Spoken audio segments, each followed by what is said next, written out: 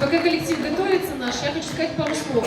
Вообще этот выпуск на самом деле он по-своему уникален, потому что я как преподаватель лицея вот вела разные группы английский язык и вижу, что очень-очень разные люди и очень творческие, очень глубокие. И, наверное, стоит заискать спасибо родителям большое.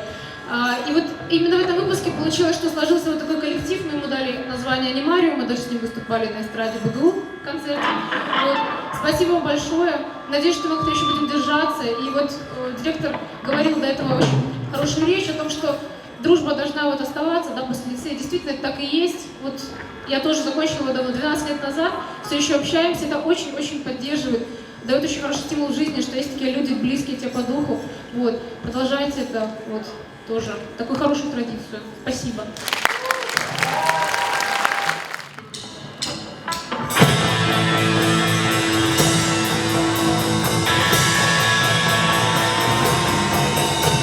Цікаве питання, де моя родима, де моя айчина, хто мяне чакае, Сінбада пілігрима. В синім акіяне